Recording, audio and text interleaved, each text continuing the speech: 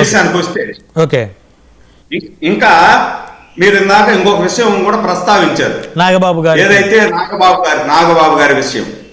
నాగబాబు గారి విషయము చంద్రబాబు నాయుడు పరిధిలో కాదండి. పవన్ కళ్యాణ్ గారు కూటమి పార్టీ పరిధిలో వాళ్ళందరూ కలిసి తీసుకునే నిర్ణయం ఇది.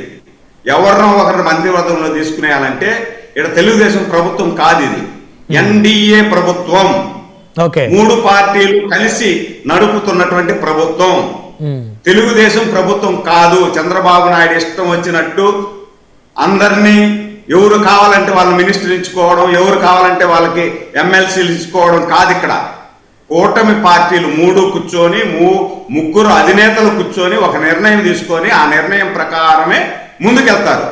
ఇప్పుడు ఇందాక మా వైసీపీ అధికార ప్రతినిధి కూడా ఏదో చెప్తున్నారు, 40% మాకు సింగల్ గా వచ్చింది, వాళ్ళందరూ కలిసి 60% వస్తుంది, వాళ్ళు సింగల్ గా పోతే అంత రాదు, వాళ్ళు జగన్మోహన్ రెడ్డికి భయపడి కలిసి ఉండాలని వాళ్ళకి కాదు, వాళ్ళ అవమానాలు భరించేది ఎందుకు ఉంటుంది, జగన్ అనేటువంటి భయంతో మనం కలిసి ఉండకపోతే పడిపోతామని ఉంటున్నారు అన్నారు.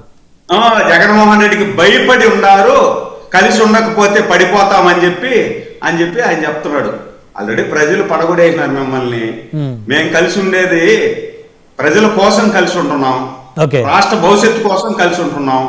మీకు ఎంతసేపు సింగల్ గా రాండి మేము 40% వచ్చింది మేము కాదని చెప్పినామా? గతంలో కూడా మేము సింగల్ గా పోటీ చేసినాం, అప్పుడు కూడా మాకు 39.5% వచ్చింది. గతంలో మాకు కూడా 23 సీట్లు వచ్చినాయి, 39.5% వచ్చింది. ఆ రోజు మీరు చెప్పలేదా? 23 కదా మీరు అన్నారా? ఆ రోజు 39.5% వచ్చింది తెలుగుదేశానికి. బలమైన పార్టీ తెలుగుదేశం అని మీరు అనలేదా? ఆ రోజు అన్ని కూడా ఏమన్నారు? కుసా 23 సీట్లు వచ్చినాయి మీకు, ఆ 18 మందిని ఇట్లా లాగినానంటే మీకు ప్రతిపక్ష హోదా ఉండదు అని చెప్పి ఎక్కిలు మాట్లాడినవన్నీ మర్చిపోయినారా? మేము మర్చిపోయినా ప్రజలు మరవలేదండి. మీకు భయపడి కాదు, ఈ రాష్ట్రానికి రాష్ట్ర ప్రజలు అధోగతి పాలైపోతారని భయపడి మేము తగ్గించుకొని, నాకు కూడా ఉన్నదండి, నాకు కూడా గత 5 సంవత్సరాల్లో 10 కేసులు పెట్టారు.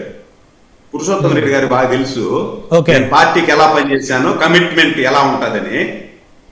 నాకు కూడా చాలా పెద్ద పదవి ఇస్తామన్నారు మా చంద్రబాబు నాయుడు గారు, మా పవన్ కళ్యాణ్ గారు. రిడ్జ్ హోటల్లో ప్రచారం స్టార్ట్ అయింది. గ్రాండ్ రిడ్జ్ లో పవన్ కళ్యాణ్ గారు మమ్మల్ని పిలిచారు, మీటింగ్ పెట్టారు. మీ అందరికి కూడా నేను చూస్తాను అని చెప్పి పవన్ కళ్యాణ్ గారు చెప్పారు. నాకు కూడా చాలా పెద్ద పదవి ఇస్తామన్నారు. నేను పవన్ కళ్యాణ్ గారు మీరు నాకు పెద్ద పదవి ఇస్తామన్నారు, తీయిస్తామని చెప్పినారు. ఇలేదని నేను అడగల, మాకు అది అవసరం లే. ఈ పదవులు అనేటివి తునప్పాయం. అయితే సురేంద్ర నాయుడు గారు, మీరు ఇందాక ఇది ఎన్డీఏ ప్రభుత్వం ఎవరికి పడితే వాళ్ళకి మంత్రి పదవి, అంటే మామూలుగా మంత్రి పదవి ఏది ఇవ్వాలన్నా కానీ ముగ్గురు అధినేతలు కూర్చొని నిర్ణయించుకొని వాళ్ళు ఇస్తారని మీరు అన్నారు కదా. అవును. ఇప్పుడు ఆ లెటర్ రిలీజ్ చేశారు కదా చంద్రబాబు నాయుడు గారు, ఆయన ఒక్కరే రిలీజ్ చేశారా లేకపోతే పవన్ కళ్యాణ్ గారు, చంద్రబాబు గారు, బీజేపీ వాళ్ళు కూర్చొని అందరూ నిర్ణయించుకొని రిలీజ్ చేశారా? అందరూ నిర్ణయించుకొని రిలీజ్ చేసిందంటే అది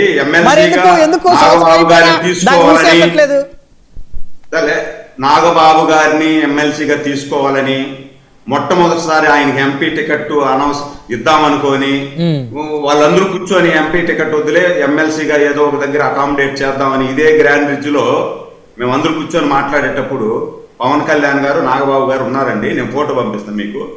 పవన్ కళ్యాణ్ గారి నోటి నుండి వచ్చిన మాట, అన్న కూడా త్యాగం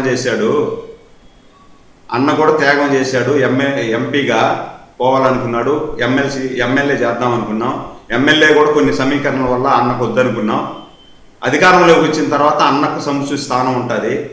అదే విధంగా మీరందరూ కూడా మనకు పార్టీలు 2 పార్టీలు కాదు, మంది ఒకే పార్టీ, మన ప్రజల పక్షాన మన పార్టీ ఉండాలి. 10 కాలాల పాటు, దశాబ్దం పాటు మన పార్టీ కలిసి ముందుకు పోవాలి.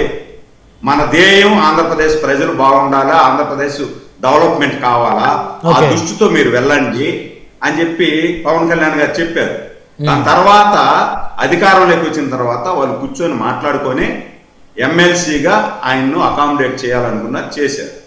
మంత్రి పదవి కూడా ఆయన అకామిడేట్ చేస్తారు, దానికి కూడా ఒక టైం ఉంటుంది. Okay. అయింది 17 నెలలు అండి, 17 నెలలు అయింది, ఇంకా సుదీర్ఘ కాలం ఉంది. ఇప్పుడు జగన్మోహన్ రెడ్డి దగ్గర త్యాగరాజులు ఎంతమంది ఉన్నారండి మీకు తెలుసా బ్రహ్మనాయుడు గారు? ఇప్పుడు చీరాల్లో ఒక త్యాగరాజు ఉన్నాడండి. చీరాల్లో ఒక త్యాగరాజు మేము నాటిన మొక్క ఆ పార్టీలోకి పోయింది కదా, మేము నాటిన మొక్క ఆ పార్టీలోకి పోయి ఆ త్యాగరాజు చేసినటువంటి త్యాగం వలన ఎమ్మెల్యే అయ్యి మంత్రి అయ్యి ఆ త్యాగరాజుని ఎత్తున కూర్చునింది. ఆ త్యాగరాజుకి ఏం చెప్పాడు జగన్మోహన్ రెడ్డి గారు ఆ రోజు? విడుదల రజనీని మీరు గెలిపించుకొని రండి అన్నా, మిమ్మల్ని మంత్రిని చేస్తానన్నా నేను అని చెప్పి చిలకరూరుపేట మరి రాజశేఖర్ గారి గురించి అనుకుంటా మీరు చెప్పేది.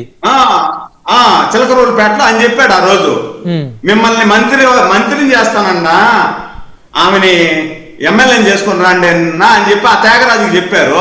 ఆ త్యాగరాజు త్యాగం చేశాడు.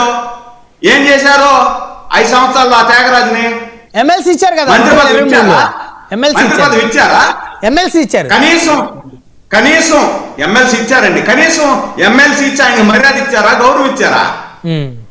మరి ఎంతమంది త్యాగరాజులు ఉన్నారు అక్కడ? నెల్లూరులో ముగ్గురు త్యాగరాజులు త్యాగం చేసి వీళ్ళ భుజాల మీద మోసి వీళ్ళు చేసిన త్యాగాన్ని ఆయన గుర్తించలేదని చెప్పి ఎన్నికలకు ముందు తిరిగి తెలుగుదేశం పార్టీలోకి వచ్చారు కదా త్యాగరాజులు. ఆ త్యాగరాజుల కథ ఏంటి చెప్పండి, మళ్ళా మనం మాట్లాడుకుందాం. చెప్పుకుంటా పోతే ప్రతి జిల్లాలో 2-3 ఉంటారండి, ప్రతి పార్టీలో. ప్రతి జిల్లాలో 3-4 ఉన్నారండి వైసీపీలో త్యాగరాజులు. ప్రతి త్యాగరాజులు చెప్పనా నేను? జనసేనలో చెప్పనా త్యాగరాజులు, బీజేపీలో చెప్పనా త్యాగరాజులు నేను? అదే సార్ నేను చెప్పేది.